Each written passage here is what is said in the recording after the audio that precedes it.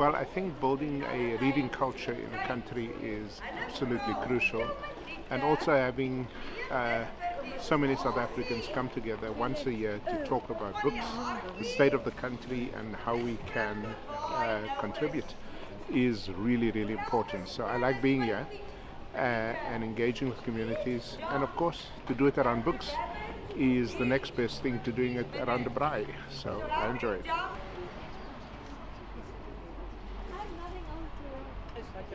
You're actually doing the video. Yeah. Repeatedly refers to Othello as Eclipse. Othello is referred to as a Moor. He calls him a black ram. Although Shakespeare includes that racism, elements of racism within the play, it's so interesting for me to see that actually what he's saying is racism is so pointless. There is no point to racism because there is no real reason behind why Iago dislikes Othello so much. But it's also quite important to also expose students to European literature, so just so that we can create global-minded citizens.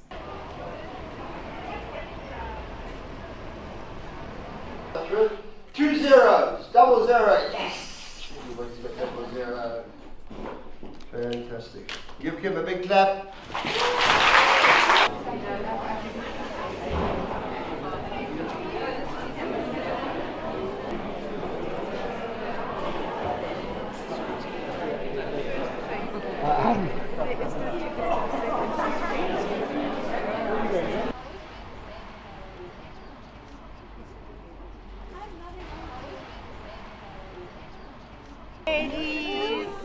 I ordered a book the other day. In the rest of Africa, and I think that's a huge statistic.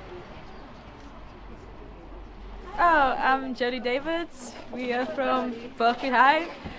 What was happening? They were just basically explaining about the reason why they wrote their books, how imaginative-wise, what they vision for the future, what they hope their books would become. So I'm Bontra Sunle, author of the Shadow Chasers series. We just had a discussion here at Franschhoek about imagination, about stories, vision, empathy in children's literature, and how children's stories open up a whole new world of creativity for the people reading them, both children and adults. So the festival this year has a lot of events for children's literature and children's artists, and so it was really exciting to be here. In educational institutions. Yes, goodbye. And also, I mean, in that chapter on page 64, where you deal with domestic labor in South Africa, I found that very interesting because I'm a madam as well. A black madam, but I am a madam. You can. Other numbers that I find people simply get wrong, like our president, who said that 97% of wealth is in white hands and 3% in black hands. Those are the easy statistics of a politician on the ropes. In fact, the wealth breakdown is a far more complex thing. I feel that it's been absolute kudos to our government for making a black middle class, of which I am a very happy part. 6 million of us, which fundamentally altered, I would argue, the culture and the economy. That middle class is struggling a lot now. The push-down effect of a 26.5% unemployment rate is very, very significant, and I know it from City Press, where that is our readership. The stresses and strains of being black and middle class is leading to a lot of our tensions in our society.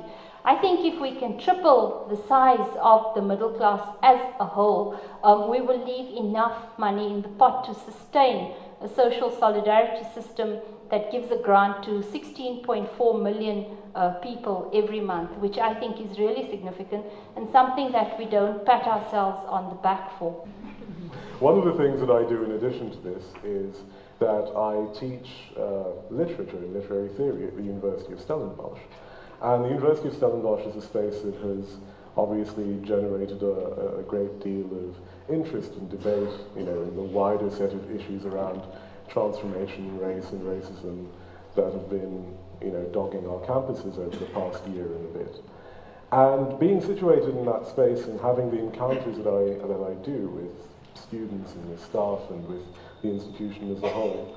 I'm often led to ask questions about the very nature of race in our society, why it is that race tends to have this very over-dominating effect on how we construct our identities, why it is that we, or whenever we're put in the corner, we tend to move back into those racialized identities, those very simplified ways of looking at ourselves. So on the one hand you have that, and then on the other you have obviously the very pervasive nature of these incredibly strange and often quite obscene moments that happen in our culture. You know, someone decides to tweet something offensive about a certain incident or a particular thing, and the nation responds to it in ways that are sometimes predictable and other times not so predictable. Okay, so to pretend that we can just have abstract conversations about things like race is immediately a kind of denial of the lived and the kind of emotional reality of these things.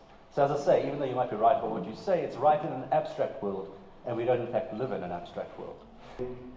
If a letter can come out from under a carpet and unravel a 13-year-old murder mystery, then anything is possible in the future, and we may one day have that answer. But at the moment, I, or carte blanche, nobody can give you that answer. Highly processed foods, because it has allowed big business, big food, to pretty much write its own rules, do its own thing, and as a result we have the skyrocketing obesity rate, and then all of the health and poverty and development problems that flow out of that.